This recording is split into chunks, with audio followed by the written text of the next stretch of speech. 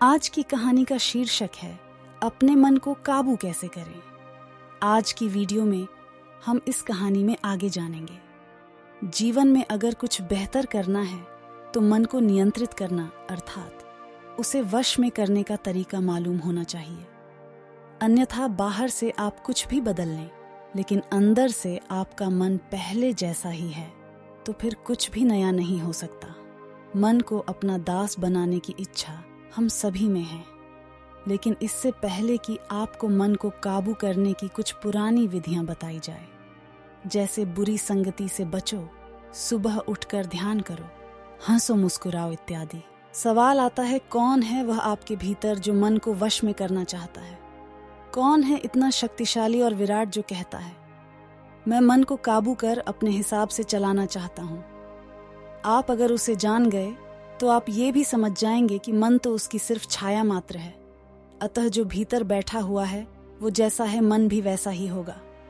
अगर वो जो मन को अपने काबू में करना चाहता है वो कमजोर है तो जाहिर सी बात है मन में भी आपके डरावने विचार आएंगे, और वहीं खुश है तो खुशी के विचार आएंगे।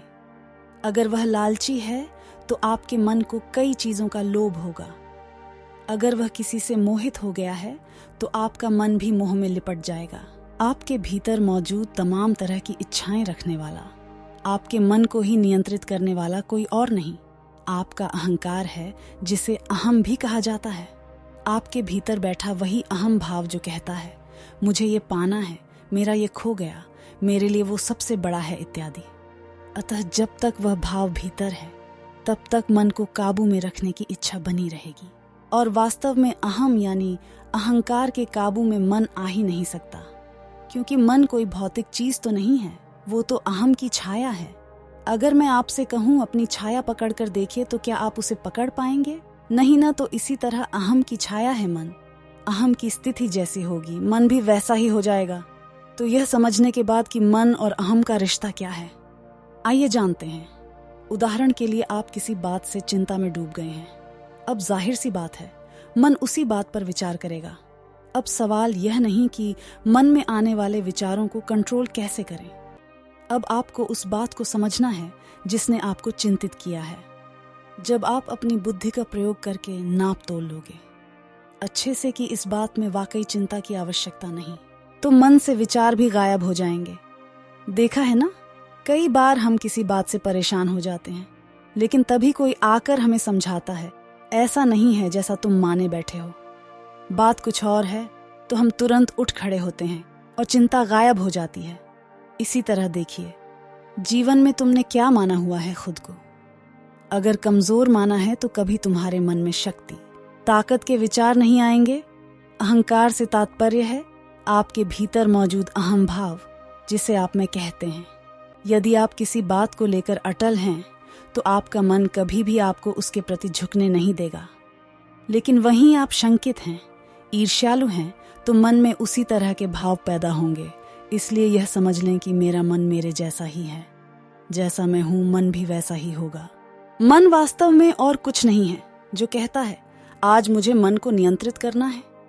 वही कल तक कुछ और बोलता था, मुझे ये चाहिए, काश मुझे ये मौका मिल जाता इत्यादि।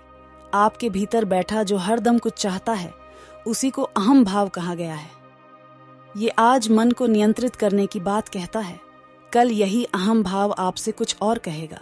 तो जो भी इंसान मन को वश में करना चाहता है उसे अपने भीतर मौजूद इस अहम भाव को खत्म करना होगा, क्योंकि ये जब तक बचा हुआ है तब तक ये तो अपनी मांगे करता ही रहेगा, और दुर्भाग्य से आप इस अहम भाव को मरते दम तक मिटा नहीं सकते। जी हाँ, और इसीलिए मनुष्य के अंतिम समय तक मन उसका इधर उधर भागता रहता है। तो क्या इसका अर्थ है मन को भटकने से रोकने का क्यों उपाय नहीं है? परंतु इसके लिए अहम भाव को बदलना होगा।